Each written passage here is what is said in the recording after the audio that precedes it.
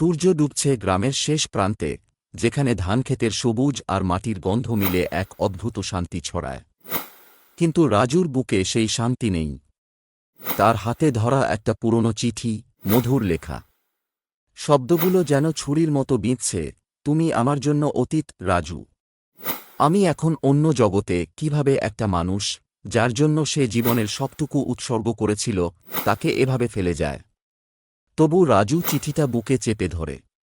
তার চোখে অশ্রু নেই, শুধু একটা জেদ, যে জেদ তাকে আজ এতদূর এনেছে। একটি অশিক্ষিত দিনমজুরের স্বপ্ন, আর একজন উচ্চাকাঙ্ক্ষী মেয়ের প্রেম।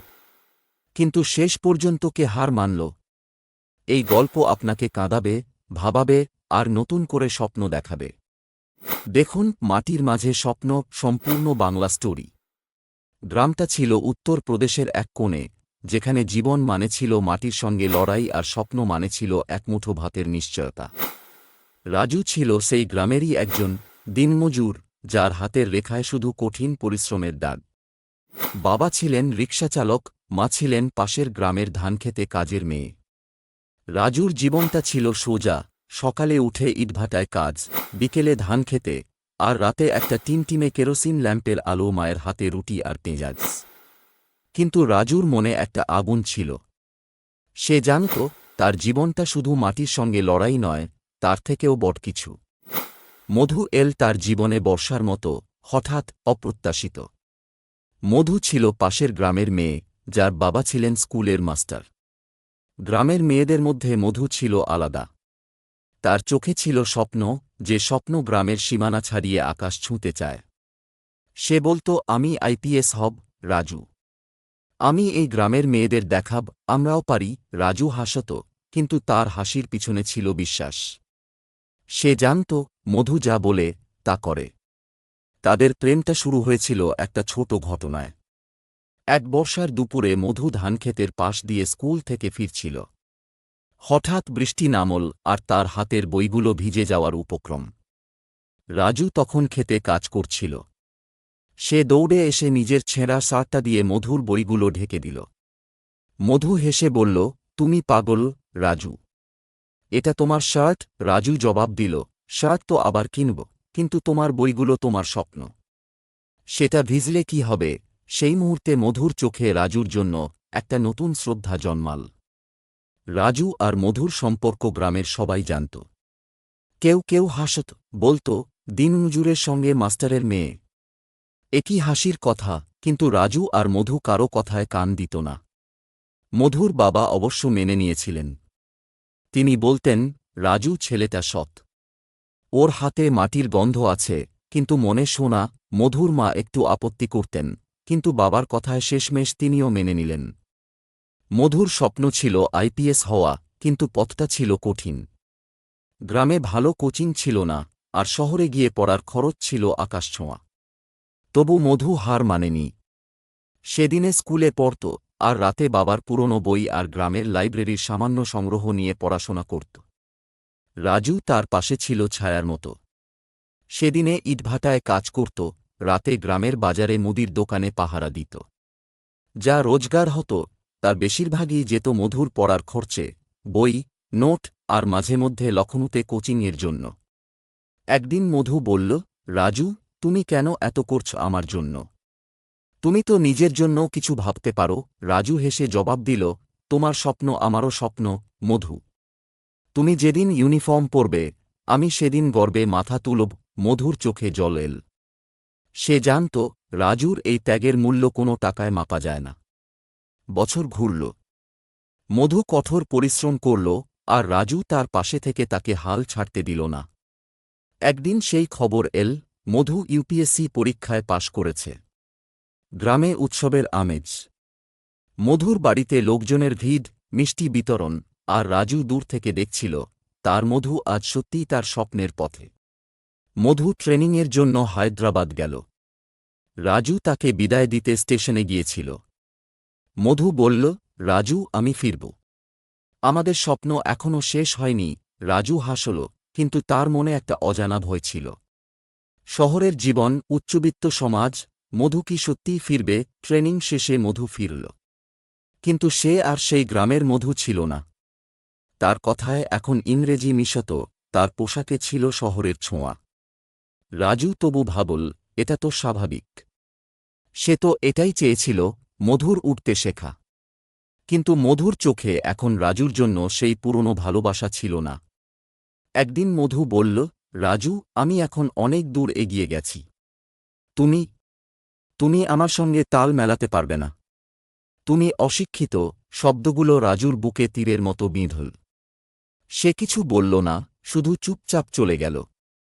সেই রাতে সে প্রথমবার কাঁদল, না মধুর জন্য, নিজের জন্য। সে ভাবল, তার ত্যাগ, তার ভালোবাসা, সব কি বৃথা গেল। রাজু ভেঙে পড়ল, কিন্তু হার মানল না। সে গ্রাম ছেড়ে লখনউ চলে এল। সেখানে সে দিনমজুরের কাজ করত, কিন্তু রাতে একটা এনজিওতে যোগ দিল। সে দেখল, গ্রামের মানুষের জীবন কতটা কঠিন। শিক্ষার অভাব, স্বাস্থ্যের অভাব, আর সবচেয়ে বড়, স্বপ্নের অভাব। রাজু ঠিক করল, সে এই অভাবগুলো দূর করবে। সে নিজে পড়াশোনা শুরু করল। দিনে কাজ, রাতে পড়া। এনজিওর সাহায্যে সে গ্রামে একটা ছোট স্কুল শুরু করল। প্রথমে মাত্র 10 জন ছাত্র, কিন্তু রাজুর জেদ আর সততায় সেই স্কুল বড় হতে লাগল। সে গ্রামের মেয়েদের জন্য বিনামূল্যে পড়াশোনার ব্যবস্থা করল, তাদের স্বপ্ন দেখতে শেখাল। বছর ঘুরল। রাজুর নাম ছড়িয়ে পড়ল। সে এখন শুধু গ্রামের রাজু নয়, একজন সমাজসেবী, যার কাজ হাজার হাজার মানুষের জীবন বদলে দিচ্ছে। সংবাদপত্রে তার নাম, টিভিতে তার সাক্ষাৎকার। কিন্তু রাজুর মনে এখনও সেই পুরনো ক্ষত। মধুর কথাগুলো এখনও তার কানে বাজে। মধু এখন লখনউতে একজন আইপিএস অফিসার। তার জীবন চকচকে, বড় বাংলো, গাড়ি আর উচ্চবিত্ত সমাজের আমন্ত্রণ। কিন্তু তার মনের শান্তি নেই। সে জানে, তার সাফল্যের পিছনে রাজুর ত্যাগ ছিল। তবু সে রাজুকে ফিরে ডাকতে পারেনি। তার নতুন জীবনে রাজুর জন্য জায়গা নেই। একদিন তার এক সিনিয়র অফিসার তাকে প্রস্তাব দিলেন, পদোন্নতির বিনিময়ে তার সঙ্গে সম্পর্ক। মধু প্রথমে ইতস্তত করল, কিন্তু তার উচ্চাশা তাকে দুর্বল করল। সে রাজি হল। কিন্তু এই সিদ্ধান্ত তার জীবনকে আরও অন্ধকারে ঠেলে দিল। গোপন সম্পর্ক, সমাজের কটাক্ষ, আর নিজের বিবেকের কাছে হেরে যাওয়া, মধু ধীরে ধীরে নিজেকে হারিয়ে ফেলল। লখনউ শহরের কোলাহল রাজুর জন্য নতুন ছিল না। তবু প্রতিবার বাজারের ভিড়ে, ট্রাফিকের হর্নে, আর উঁচু উঁচু বিল্ডিংয়ের ছায়ায় সে নিজেকে একটু বিচ্ছিন্ন মনে করত। গ্রামের সেই সরল জীবন, যেখানে মাটির গন্ধ আর মানুষের হাসি ছিল তার সঙ্গী, এখন যেন অনেক দূরের স্মৃতি। কিন্তু রাজু থামেনি। তার স্কুল এখন শুধু গ্রামের সীমানায় আটকে নেই। লখনউতে একটা ছোট অফিস, কয়েকজন স্বেচ্ছাসেবী, আর অগণিত স্বপ্ন নিয়ে সে এগিয়ে চলেছে। একদিন সন্ধ্যায় রাজু তার অফিসে বসে একটা চিঠি লিখছিল। চিঠিটা ছিল একটা ফান্ডিং এজেন্সির জন্য, যারা গ্রামের মেয়েদের জন্য বৃত্তি দেওয়ার প্রতিশ্রুতি দিয়েছিল। হঠাৎ তার ফোন বেজে উঠল। ওপাশে ছিল অমর, তার এনজিওর এক স্বেচ্ছাসেবী। রাজু ভাই, আপনাকে একটা খবর দিতে হবে। আমাদের স্কুলের প্রথম ব্যাচের মেয়ে, সুষমা, সিভিল সার্ভিসের প্রিলিমিনারি পাশ করেছে। রাজুর মুখে হাসি ফুটল।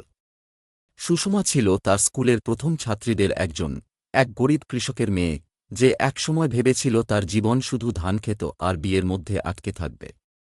রাজু বলল, অমর, তুই সুষমার বাড়িতে যা।